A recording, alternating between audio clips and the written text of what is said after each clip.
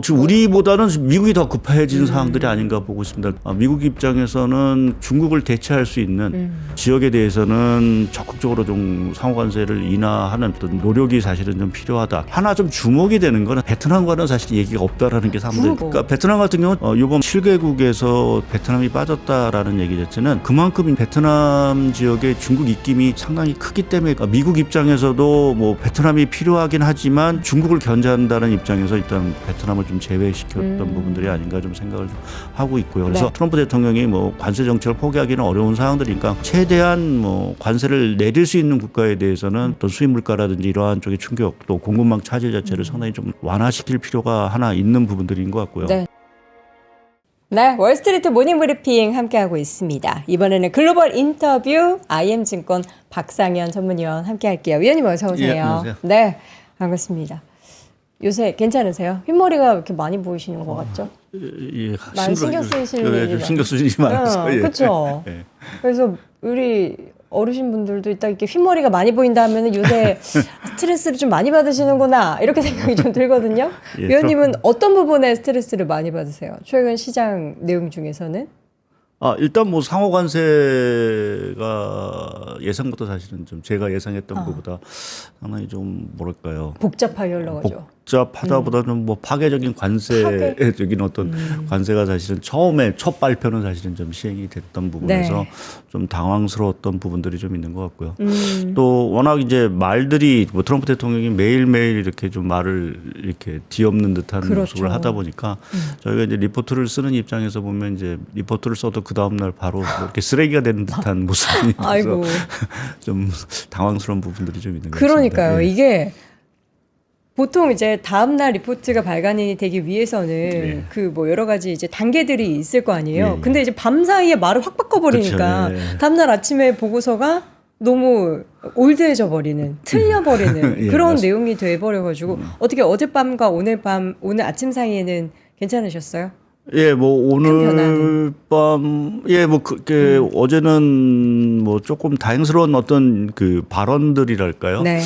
이러한 것들이 조금 나왔다는 느낌인 것 같고요. 일단 트럼프 대통령이 약간은 좀뭐 행정부가 약간은 꼬리를 내리는 듯한 좀 모습을 좀 보이는 것이 아닌가 그쵸. 좀 생각을 했습니다. 뭐 트럼프 대통령도 이제 뭐 반도체 뭐 이러한 뭐 스마트폰 이런 것들 좀 유연한 어떤 관세 정책을 좀 얘기를 하는 것 같고 또 자동차에 대해서도 뭐 면제 가능성까지도 또 시사하는 또 발언을 또 하는 상황들이고 네. 거기에 이제 베센트 장관마저도 이제 국제시장 안정을 위해서 등판을 하고 그동안 좀 팔짱을 끼고 있던 연준 인사들도 시장 안정을 위해서 어저께 뭐 콜린스 총재도 나왔고 오늘 월러 이사들도 이제 다시 이제 금융시장에 등판을 하면서 네. 뭔가 좀 시장의 안정을 좀 하기 위해서 이제 노력을 하는 모습들이 좀 나왔다라는 부분에서 조금 이제 트럼프 대통령도 본인이 이제 처음 발언한 이 상호관세에 대한 부분에 대해서 조금은 좀 당황한 부분들이 있지 않을까 뭐 그렇게 당황할지 알지는 모르겠지만 좀 그런 느낌을 좀 요새 좀 받고 있습니다. 맞아요. 자, 지난주에 사실 그 트럼프 대통령이 뭔가 스탠스를 약간 좀 한 템포 시키는 그 가장 큰 원인이 금리의 네. 움직임 때문이다라는 네. 것이 그러니까 트럼프 발언에서 나오진 않았지만 추측을 다들 그렇게 하잖아요. 네. 이 제목에 지금 자료 제목에 미국 국제 금리 발작이라고 네. 표현을 하셨는데 이게 또 뭐 관련한 내용들 중에서는 중국이 배후에 있다. 뭐 이런 네. 얘기까지 나오던데 뭐가 사실인가요? 뭐 여러 가지 이제 뭐 설이 있고요. 뭐 그러니까 트레이딩 기법에 따라서 이제 국제 금리가 올라갔다는 부분도 네. 있고. 말씀하신 대로 이제 중국이 내답하는 거 아니냐. 그러니까 오늘 베센트 장관이 그것에 대해서 이제 또 시장 개입을 했죠. 지금 어느 외국 투자가가 덤핑하고 있지는 않다. 그러니까 덤핑하고 이제 아주 싸게 팔고 있다라는 이제 그런 네네. 의미인데 뭐 그러한 조짐은 아직 없다라는 얘기를 한 거로 봐서는 뭐 시장을 좀 달래게 한 부분들인 것 같고요. 또 하나 아무래도 이제 국채금리 자체가 이렇게 올라가는 부분은 뭐 지금 저희가 이제 지난 이제 3월 소비자 물가는 상당히 서프라이즈 좀 낮게 나온 부분들이 있긴 하지만 지금 기대 인플레이션 이것이 워낙 사실은 지금 미시간대를 기준으로 4월달 6.7%니까요. 이게 2022년에 저희가 이제 코로나 팬데믹과 러시아 우크라이나 전쟁이 있을 당시보다도 사실은 높은 기대 인플레이션이라고 보면 네. 상당히 지금 소비자들, 그러니까 미국 소비자들이 생각하는 물가 우려 자체가 상당히 뭐 심각한 수준이 아닌가. 뭐 일부 여론조사긴 하지만 거의 한 70%가 이제 물가가 오를 거다라고 이제 얘기를 하는 거로 봐서는 지금 이 상호관세 충격에 대해서 이제 미국 소비자들이 느끼는 뭐랄까요 불안감이랄까요 이런 것들이 상당히 좀 큰 것들이 말씀드린 대로 이제 국채 금리의 어떤 상승으로 좀 가고 있는 것 같고요. 네. 그리고 요새 나오는 말 중에 하나가 이제 sell USA라든지 얘기가 이제 많이 나오고 있습니다. 네. 그래서 그것이 이제 국채 금리 자체도 이제 올라가는, 그러니까 국채 가격이 떨어지고 더더구나 어제 종가 기준으로 보게 되면 이제 달러 지수가 이제 마침내 99까지 100 이하로 떨어진. 깨졌어요? 예, 깨진 이러한 상황이라고 보면, 그러니까 달러에 대해서도 상당히 이제 뭔가 신뢰가 좀 약한. 그러니까 이것이 결국 트럼프 대통령이 뭐 의도했던 아니든 간에 미국 자산에 대한 신뢰감을 상당히 이제 약화시키는 그렇죠. 어떠한 요인으로 좀 작용하고 있어서 최근 국채 금리를 좀 바라보는 그 상황 자체가 그렇게 간단하게 사실 설명드리기가 조금 어려운 부분들이 좀 있지 않을까 좀 보고 있습니다. 여러 가지 복합적인 요소들이 있었고 지금 이제 최근에는 국채 금리의 급락이 나타나면서 어쨌든 지금의 관세 정책이 뭔가 잘못된 경로를 향하고 있다라는 것을 우리가 확실하게 알 수 있는 지표로서 좀 발현이 된 것 같습니다. 지금 보면은 여러 가지 국채의 동향을 저희가 좀 체크를 해볼 텐데 어떻습니까? 뭐부터 봐야 돼요? 먼저 그냥 간단하게 국채 금리가 좀 말씀드린 달러 네네. 추이부터 일단 간단하게 말씀을 좀 드리게 되면요. 지금 화면에 나타났듯이 파란색이 달러하고 이게 이제 10년물 국채금리입니다. 네. 통상적으로 보면 이제 국채금리가 올라가면 달러 지수도 올라가고 떨어지면 국채 떨어지면 달러도 떨어지는데 지금은 거꾸로 다 가고 있는 거죠. 국채금리는 올라가고 달러 지수는 급락을 하는 이러한 말씀드린 대로 셀 US 현상으로 사실은 지금 시장은 이제 생각을 좀 하고 있는 것 같고요. 또 한 가지는 이제 30년물과 2년물 국채 금리 스프레드 자체가 이게 9주 연속 사실 지금 올랐다라고 이제 보도가 되고 이게 92년 이후 두 번밖에 없었던 현상이라고 합니다. 그러니까 우리가 통상적으로 보면 2년 국채 금리는 이제 기준금리에 연동돼서 움직이는 것으로 생각하고 있고 이제 30년 국채 금리는 뭐 아무래도 이제 뭐 물가 성장률 거기에 이제 수급 요건까지 이제 앞으로 이제 미국의 어떤 국채 발행이라든지 이러한 것들을 이제 감안해서 사실은 이제 올라가는 부분들인데 이게 벌어진다라는 거는 연준이 뭐 금리 부분에 대해서 뭐 여전히 이제 금리 인하 가능성을 제시하고 있지만 시장은 그거보다도 지금 다른 요인에서 이 30년 국채 금리가 올라가고 있다, 장기 국채가 올라가고 있다라는 부분 자체는 미국 입장에서는 상당히 좀 부담스러운 부분들인 것 같고요. 이전에 와서 말씀을 드렸지만 올해 미국이 그 만기가 돌아드는 그 국채가 상당히 많습니다. 거의 9조 달러 정도 된다고 말씀. 특히 이제 상반기에 거의 70%가 몰려 있는 상황들인데요. 이게 뭐 단기로 뭐 이게 상황을 할지 모르겠지만 미국 입장에서 보면 이제 아무래도 초장기로 이제 차환을 하는 것들이 아마 유리할 수도 있는 부분들인데 이게 오히려 장기 금리가 이렇게 올라가게 되면 차환 비용 상당히 크다라는 부분 자체는 좀 미국 입장에서는 상당히 어려운 부분들이고요. 또 한 가지는 사실 그 베센트 장관 트럼프 대통령이 취임을 하면서 초기에 뭐 많이들 얘기했지만 이번에는 금리다, 주가 경기 신경 안 쓴다, 국채 금리 이제 하향 안정을 시키면서 미국의 어떤 부채 부담 뭐 이런 거 재정 수지 부담을 떨겠다라고 했지만 오히려 지금의 분위기 자체는 결국 초기에 좀 베센트 장관 트럼프 2기 정부가 원했던 정책의 오히려 실패로 아직까지는 뭐 좀 더 봐야 되긴 하겠지만 이 국채 금리 상황만 보게 되면 원하던 지금 그림이 나오고 있지 않다라는 부분에서 좀 상당히 좀 당혹스러울 수 있는 부분들인 것 같고요.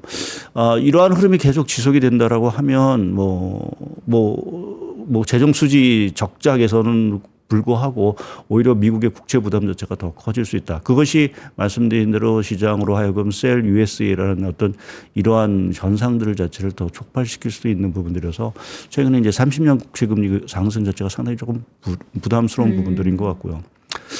또 한 가지 이제 30년 국채 금리가 이렇게 올라가는 부분에 대해서 저희가 우려하는 뭐 또 최근에 금리가 올라가는 부분의 하나는 첫 번째 하나는 모기지 금리가 올라갈 수밖에 없습니다. 그러니까 통상적으로 모기지는 30년짜리를 저희가 이제 주 벤치마크로 삼고 있는데 최근에 아직 그렇게 크게 움직이지는 않지만 만약 30년 국채 금리가 이렇게 오른다라고 하면 미국의 그 모기지금 국채 금리는 계속해서 올라갈 거고요. 결국 그 얘기는 미국의 주택 시장 자체가 타격을 받는다라는 얘기인 부분들이기 때문에 그거는 결국 미국 경기 침체에도 사실은 또 직격탄을 줄 수 있는 부분들이고 무엇보다 하나 우려스러운 게 사실 최근에 제가 보고 있는 건 신용 스프레드가 이렇게 가파르게 올라가고 있다는 부분들입니다. 우리가 SVB 사태도 경험을 했었죠. 그때 SVB 사태의 가장 그 여러 가지 원인 중에 하나는 국채 금리에 따른 상승에 따른 투자 손실이었습니다. 네네. 그러니까 지금 이렇게 국채 금리가 계속 올라가게 되면 어딘가 우리가 알지 못하는 또 금융기관 터질 수도 있는 뭐 이러한 상황들 자체가 지금 신용 스프레드에 반영이 되고 있는 상황들이고요. 뭐 금융기관뿐만 아니라 지금 수입을 하고 있는 수입업자들 입장에서 보게 되면 결국 이제 중국과 비즈니스를 하는 어떤 업체들은 사실 상당히 당혹할 수밖에 없는. 그러니까 지금 150%의 관세를 물고 중국산 제품을 수입을 할 수는 없는 거고요. 이제 그렇게 보면은 뭐 자칫하면 말씀드린 도산이라든지 뭐 이러한 좀 파산과 같은 상황까지도 내몰릴 수 있는 위험 자체가 상당히 커졌다라는 부분에서 보게 되면 최근에 신용 스프레드의 어떤 상승 흐름 자체는 상당히 조금은 저희가 계속해서 경계를 해야 되는 부분들이고 이 신용 스프레드 상승 자체가 기본적으로 미국의 국채 금리의 어떤 상승과 거의 흐름이 같다라는 측면에서 보게 되면 최근에 어떤 지금 국제 시장의 움직임 자체는 뭐 조금 이따 봐야 되긴 하겠지만 트럼프 대통령 입장에서 무턱대고 상호 관세를 추진하기가 상당히 좀 어려운 상황으로 그렇죠. 내몰리는 어떤 중요한 어떤 장애물로 좀 작용하고 있다고 봐야 될 것 같습니다. 네. 지금 사실 10년물의 최근에 변동성이 주식시장 못지않게 되게 컸어요. 4.0 아래로 떨어지기도 했었고 갑자기 급격하게 지금 거의 4.5 수준까지도 올라가 버렸는데 이게 그러면은 이 추세가 지금 관세에 대한 불확실성이 더 커지고 결국에 뭐 이제 좀 스탠스를 완화한다라고 해도 여전히 남아있는 불확실성으로 인해서 그 셀 USA가 좀 계속 이어진다면 추가적인 강세 급등 흐름도 계속 이어질 수 있는 건가요? 예, 결국 이제 물가에 달린 부분들이 일단 상당히 클 것 같고요. 뭐 일단 90일 상호관세 연기를 시켜놨기 때문에 조금 뭐 안도감을 찾을 수 있는 부분들이 있긴 하지만 당장 이제 공급망 쪽에서 차질이 당연히 빚어질 수밖에 없는 상황들이고요. 뭐 대표적으로 월마트의 상품들의 거의 뭐 한 60, 70%가 중국산이라고 하는데 결국 앞으로 그러면 중국산을 대체해서 다른 쪽의 상품들을 과연 재빠르게 수입할 수 있을까라는 부분이 하나 걸리는 부분들이고요. 만약 그것을 제대로 하지 못했을 경우에는 우리가 뭐 그 코로나 때도 겪었지만 이제 팬데믹으로 사재기 현풍이 분명히 있을 거고요. 이제 그러한 것들이 물가 쪽에 계속해서 자극을 준다라고 하면 저희가 3월달 물가는 상당히 이제 뭐 하향 안정화됐지만 저희가 또 다시 받아볼 4월, 5월 정도의 물가, 뭐 특히 이제 소비자 물가를 제외한 뭐 수입 물가라든지 이러한 것들이 폭등을 하게 된다라고 하면 국채 금리 자체는 더 오를 수밖에 없는 상황으로 좀 내몰릴 수 있는 부분들이 있고요. 또 결국 이제 신뢰가 회복이 되지 못한다. 미국 정책에 대한 신뢰가 회복되지 못한다라고 하면 결국 이제 외국 투자 입장에서 보면은 이제 국채를 계속해서 내다 팔 수밖에 없는 상황으로 사실은 될 수 있는 부분들에서 여전히 뭐 오늘 말씀드렸듯이 이제 뭐 미 연준 인사들이 그동안 사실은 이제 팔짱을 끼고 있다가 이제 어제 오늘 계속해서 이제 시장에 나오고 있다라는 부분 자체는 그러한 부분에서 보면 상당히 이제 좀 심각하게 받아들이는 부분들이 좀 있을 거로 좀 보고 있어서 뭐 향후에 이제 뭐 조기 금리 인하까지는 뭐 기대하는 아직은 쉽지 않은 상황들이긴 하지만 연준 인사들이 계속해서 좀 시장 안정을 위한 구두성 어떤 발언들 이러한 것들은 계속 나오면서 좀 시장 안정화 조치를 좀 취하지 않을까라는 좀 생각을 좀 하고 있고요. 그렇지만 이제 이거는 뭐 일시적인 부분들이고 그러면 우리가 이 시장을 안정화시키기 위한 어떤 것들이 무엇이 필요할까라는 부분을 좀 생각을 해보면 가장 중요한 게 일단 관세와 관련된 리스크를 어떻게든 간에 조금 최대한 낮출 수 있는 부분이 필요한 것 같은데 뭐 트럼프 대통령이 그렇다고 해서 뭐 관세는 좀 포기하지는 않을 거고요.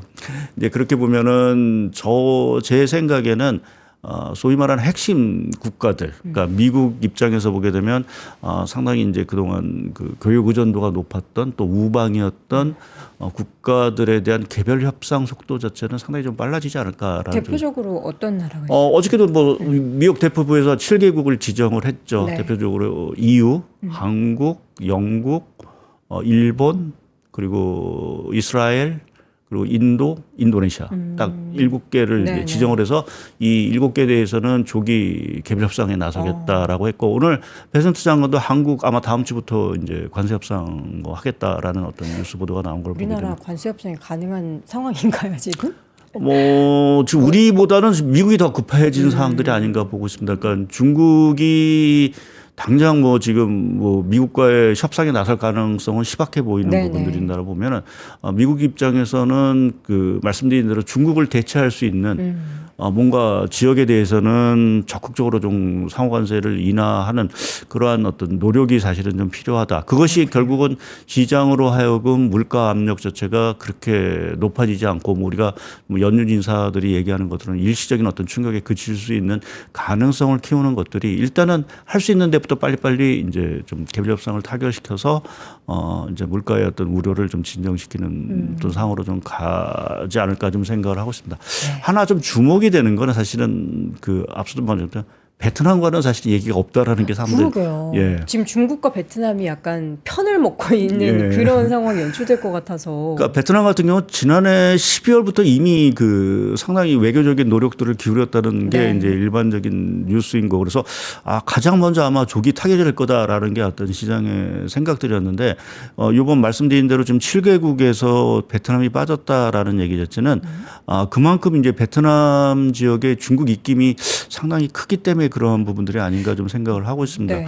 그러니까 중국 지금 베트남의 대미 수출 자체가 상당히 이제 뭐 아시겠지만 상당히 많이 늘어났는데 그 늘어나는 속도만큼 중국에서 들여오는 수입 자체도 덩달아서 같이 늘어나고 있는 그러니까 추세입니다. 중국이 베트남으로의 수출을 되게 많이 최근에 예, 줄였잖아요. 그래서 우회로 아마 이제 네. 미국 쪽으로 나가는 이제 루트를 베트남으로 살았기 때문에 네. 미국 입장에서도 뭐 베트남이 필요하긴 하지만 중국을 견제한다는 입장에서 일단 베트남을 좀 제외시켰던 부분들이 아닌가 좀 생각을 좀 하고 있고요. 그래서 네. 말씀드린 대로 이 시장의 그 안정과 관련돼서는 여하튼 뭐 트럼프 대통령이 뭐 관세 정책을 포기하기는 어려운 상황들이니까 그러한 최대한 뭐 관세를 내릴 수 있는 국가에 대해서는 빨리빨리 내려서 어떤 수입 물가라든지 이러한 쪽의 충격 또 공급망 차질 자체를 상당히 좀 완화시킬 필요가 하나 있는 부분들인 것 같고요. 네. 또 한 가지는 결국 그 트럼프 대통령이 지금 또 행정부가 원하는 가장 최대의 그림은 재정 수지 적자 개선에 있습니다. 그러니까 그것 때문에 뭐 지금 정부 효율, 뭐 재정 지출도 삭감을 좀 한 사항들이고 하기 때문에 사실은 그 재정 지출 자체를 상당히 이제 줄여야 되는 부분들이 조금 있어야 될 것 같고요. 특히 이제 시장에서 사실은 뭐 이게 통과가 됐는지도 잘 모르시는 분들이 좀 많더라고요. 그러니까 우리가 감세한 얘기를 하는데 지금 미국의 그 감세한 10년짜리 그러니까 기존에 이제 감세안을 이제 연구하는 조치가 이미 상원을 통과했거든요. 네. 그럼에도 시장이 전혀 관심을 지금 갖지는 않고 있는데 사실은 이제 감세 정책에 대해서 기대를 했었는데 근데 제가 이거 말씀을 드리는 거는 이 감세 정책이 이제 통과를 했기 때문에 미국 입장에서는 더더욱 재정 지출 자체를 줄여야 되는 부분들입니다. 그러니까 그렇게 보면 그거를 이제 커버를 해야 되니까 그렇게 보면은 지금 시장에서 관심을 갖고 있는 부분 중에 하나의 지표 자체는 미국의 재정 수지 적자 규모 자체가 정말 줄어드느냐. 네. 뭐 정말 그 일론 머스크가 이렇게 전기톱까지도 휘두르면서 사실은 이제 쇼잉을 했던 부분에서 그게 그래서 그 효과가 나타나느냐 부분이 좀 중요한 부분들인데 네. 제가 차트를 하나 좀 미국 재정 수지를 하나 좀 보여드리기를 할 네. 텐데요. 불행하게도 지금 트럼프 대통령이 취임을 하고 나서도 오히려 최근 그 5년간 미국의 재정 수지 월별 재정 수지 적자 규모와 지금 2025년의 재정 수지 이 흐름을 보게 되면 오히려 재정 수지 적자 폭 자체가 좀 확대되는 모습입니다. 더 커졌어요. 네, 그러니까 이게 결국은 뭐 거의 유사하거나 이게 좀 줄어들어야 시장이 그래도 트럼프 대통령의 정책이 상당히 효과를 보고 있고 재정 쪽에서 뭔가 성과가 나고 있더라라는 부분에서 보면 그때 가서는 이제 국채 금리가 안정을 찾겠죠. 네. 그래서 그렇게 보면은 지금 국채 금리 자체가 제가 섣불리 예측하기는 좀 어려운 부분이나 고비점이 한 4, 5, 5월 정도, 그러니까 지금 4월이지만 5월, 6월 정도, 4, 5, 6 정도가 상당히 좀 고비점에 있지 않을까 좀 생각을 좀 하고 있고요. 고비라 하면 그것을 좀 잘 뭔가 반전시킬 만한 예. 정부 차원에서의 정책을 펼치면은 또 회복될 수도 있는. 네, 그러니까 말씀드린 대로 뭐 관세 정책도 90일 동안 이제 어느 정도 네. 최대한 하고 있는 부분이고 네. 또 이제 이 재정 수지와 관련된 어떤 효과도 사실은 일부 뭐 정말 과시해야 될 건지 정말 이 정부 효율부의 어떤 정책에 있어서 재정 수지 적자 자체가 결국 좀 줄어드는 모습들 자체가 좀 나오는 시점도 결국 2분기에 우리가 확인할 수 있을지 또 중요한 물가 자체가 수입 관세 인상에도 불구하고 그렇게 크게 오르지 않았다라는 어떤 신호가 정말 나온다라고 하면 아마 조금 국제 시장 자체가 상당히 좀 안정을 좀 찾을 거고요.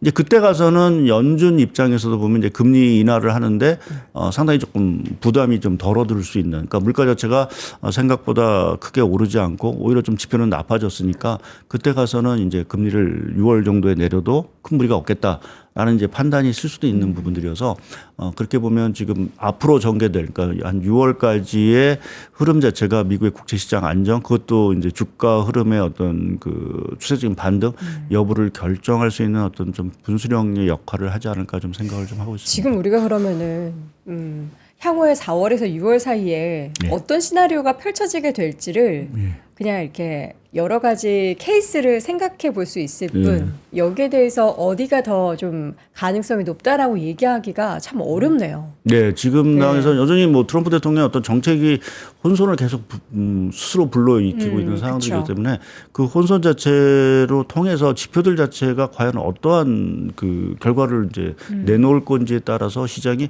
거기에 대해서 다시 한번 반응을 할 수 있는 부분들이 뭐 아직은 좀 잠재해 있어서 네. 저희가 지금의 좀 변동성 장세 자체가 뭐 앞으로 뭐 다행스럽게 좀 진정이 되는 것 같긴 하지만 뭐 진정을 떠나서 이게 조금 주가 자체가 추세적인 어떤 상승 흐름을 타기 위해서는 기본적으로 국제시장 이러한 것들이 안정을 찾아야 될 거고, 그렇게 되면 그 시점 자체는 저희는 뭐 말씀드린 대로 지금부터 한 6월 정도까지가 좀 중요한 분수령이 될 수도 있다라고 좀 보고 있습니다. 과거에도 이랬나요? 2018년에도 이랬었나요? 아니요. 그 당시는 사실은 관세가 중국에 대해서만 사실은 부과됐고 또 이제 중국과는 또 뭐 얘기는 많았지만 결국은 합의라는, 그러니까 무역 합의라는 것을 통해서 어느 정도 타결이 됐기 때문에 뭐 중국이나 우리나라 같은 경우는 좀 피해를 보긴 했지만 전 세계 또 미국 주식시장 자체가 이렇게 요동은 치지는 않았었던 부분들이 있거든요. 그래서 2018년 당시와 좀 저희가 이거 비교하기에는 조금 뭐 좀 어려운 부분들이 상당히 좀 있고요. 또 하나 이제 저희가 그 5월, 6월 정도를 조금 더 주목을 해야 되는 게 특히 이제 이게 아마 관세, 상호 관세로 인해서 가장 우려가 되는 게 결국 교육 사이클이거든요. 네. 전 세계 교육 사이클 자체가 결국 뭔가 이게 타격을 받을지 안 받을지, 특히 이제 그 중심에 있는 중국이 과연 수출이 건재할지 자체가 사실은 좀 저 입장에서 상당히 좀 주목이 되는 부분들이고요. 중국도 쉽지 않을 거예요. 예, 어제 3월달 수출 같은 경우는 상당히 서프라이즈를 기록했습니다. 전년보다 한 12% 정도 늘어났는데, 네. 뭐 3월달은 아무래도 이제 관세가 본격화되기 이전이다 보니까 뭔가 밀어내게 한 부분도 있고 또 미국 입장에서 보면 이제 선수요, 선구매 효과도 있기 때문에 뭐 대미 수출 같은 경우도 한 9% 정도 이제 중국이 늘어난 상황들인데 이제 이거 흐름 자체가 결국 계속될 건지, 뭐 당연히 뭐 우리 상식으로 봐서는 거의 대미 수출 자체가 반토막이 나는 게 정상일 것 같긴 한데요. 결국 그것이 확인되는 것도 역시 한 5월, 6월 정도가 될 거니까 과연 중국의 수출이 건재할지, 그러니까 대미 수출 자체가 결국 부러진 상황에서 그거를 다른 지역을 통해서 커버를 할 수 있을지 아닐 수 있을지에 대해서 그 부분은 있어도 결국 중국 경제가 올해 성장률이 뭐 중국은 한 5% 얘기를 하고 있지만 뭐 일부에서 얘기하지만 결국 성장률이 반토막이 날 건지 안 날 건지를 결국 결정하는 주요 변수인 부분들이기 때문에 저희가 4, 5월 때 받아볼 그 실물 지표, 지금은 소프트 데이터는 이미 뭐 상당히 망가진 상황들이고 네. 앞으로의 흐름 자체는 소위 말하는 하드 데이터, 실물 지표들 자체가 어느 정도로 사실은 이게 훼손받는지라는 부분이 결국 뭐 그 훼손 정도에 따라서 기업 실적들이 다 결정이 될 테니까요. 네. 그러니까 그것이 이제 주가 흐름에도 당연히 영향을 미치겠죠. 그래서 2분기 지금 남아있는 2분기 자체가 뭐 여러 측면에서 보면 올해 증시 흐름을 좌우하는 듯 중요한 어떤 흐름이 되지 않을까 좀 생각을 좀 해볼 수 있는 것 같습니다. 2분기 내내 이 우리 불확실성에서 뭔가 이 안개 속에서 그냥 눈을 감고 천천히 한 걸음 한 걸음 나아갈 수밖에 없는, 혹은 이제 가만히 있는 게 오히려 더 안정적이다라는 그런 생각도 들게 만드는데, 지금 최근에 이제 국제금리 이야기하면서 이제 요 발작이 나타난 원인 중에 하나가 뭐 중국의 가능성에 대한 이야기, 그리고 아까 말씀해 주셨던 것처럼 베센트는 그 가능성을 좀 일축하는 그런 발언을 했다라고 했잖아요. 근데 실제로 그 중국이나 미국이 미 국채를 좀 많이 갖고 있는 국가들 중에 하나로 지금 꼽히고 있는데, 그 베센트가 그렇게 얘기했다고 해서 이들이 팔지 않는다라고는 볼 수 없는 거죠. 일단, 그렇죠. 예.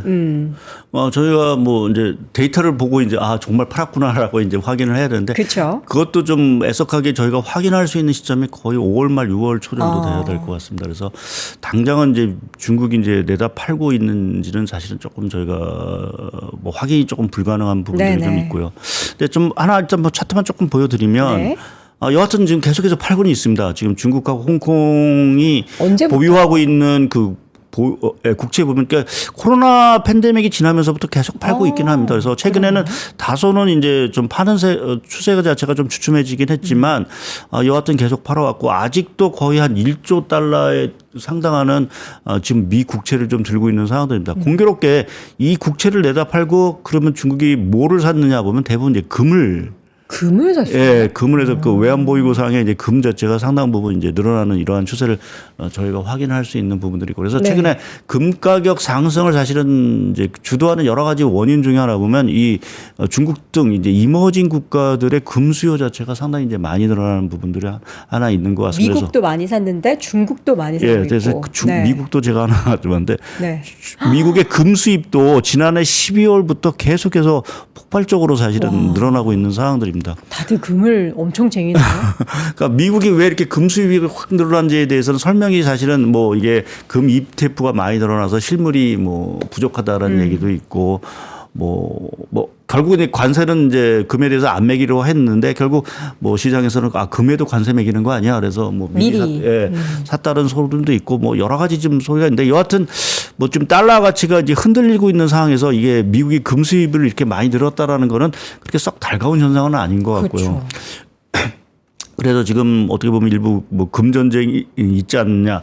지금 독일 같은 경우도 지금 미 연준, 그 뉴욕 연준에 맡겨놓은 금을 뭐 빼나가겠다라는 뭐 얘기까지도 지금 나오면서 금 전쟁이 사실은 이제 본격화되는 모습을 좀 보이고 있어서 뭐 중국이 계속해서 조금 달러 뭐 아무래도 미국과의 어떤 그 협상의 카드로서 국채 카드를 계속해서 뭐 사용할 수 있는 가능성은 여전히 높은 부분들이고요. 또 위안화 뭐 대폭적인 절하 뭐 이것도 여전히 좀 남아 있는 카드여서 정말 미중 간의 이러한 그 갈등이 어느까지 계속될지도 사실은 저희가 뭐 막연하게 생각을 하고 있지만 이게 자칫 잘못하면 정말 그 재앙적인 상황까지도 갈 수 있는 어떤 지금 좀 위험한 부분들이어서 네. 좀 미중 관계 문제 또 특히 이제 중국이 어느 정도 이제 국채 카드를 활용할지라는 부분 자체도 저희가 조금은 계속 주시를 해야 될 것 같습니다. 근데 여기 지금 준비해 주신 자료도 그렇고 최근에 이제 저희가 이야기했던 게 중국이 미국으로 수출하는 규모 자체를 엄청나게 줄이고 있잖아요. 예. 그래서 지금 관세에 대한 부분에 있어서도 중국이 더 이상에 대한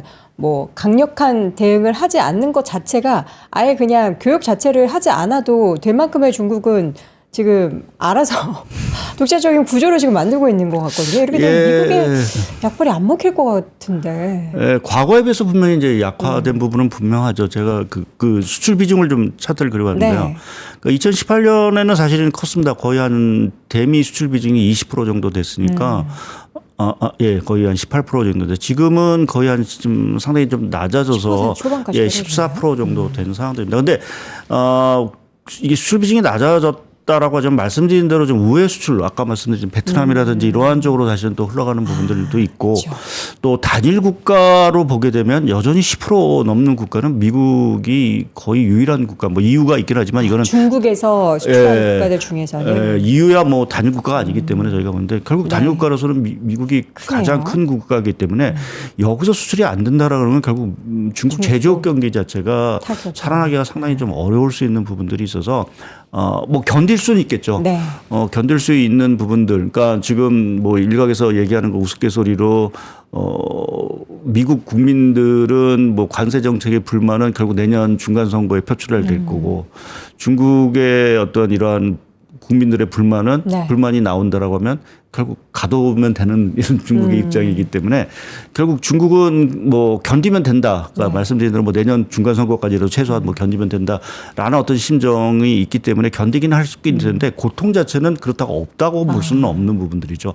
특히 이제 성장률과 말씀드린 대로 뭐 지금 대미 수출이 안 됐을 경우에는 3%도 사실은 달성하기 쉽지 않은 아무리 뭐 내수 부양을 한다 하더라도 그건 한계가 있는 부분들이어서 이러한 것들이 결국 말씀드린 대로 뭐 미국도 사실은 저희가 계속 뭐 중요한 부분들이긴 하지만 중국의 제조업 경기가 여기서 더 흔들린다. 그러네요. 그렇게 되면 우리가 또다시 뭐 중국의 부채 문제 또 얘기 나올 거고 뭐 여러 가지 갖가지 또 부정적인 얘기들이 좀 나올 수 있는 부분들이어서 결국 이 양국의 이러한 좀 뭐 마주 달리는 어떤 이러한 기차의 이러한 것들은 충돌을 피하고 잘 좀 회피하는 회피하면 회피하는 경우가 사실은 글로벌 금융시장 입장에서 보면은 뭐 당연히 필요할 수밖에 없는 부분들이 아닌가 좀 생각을 하고 있습니다. 어쨌든 저희가 항상 보여드리는 지표 중에서 미국의 수출 비중이 낮아지고 있다라고는 하지만 말씀하신 것처럼 우회 수출 부분도 우리가 무시할 수 없는 부분이고 단일 국가 중에서 저렇게 10% 넘게 수출을 하고 있는 그런 국가이기 때문에 중국 입장에서도 미국을 그냥 버릴 수는 없는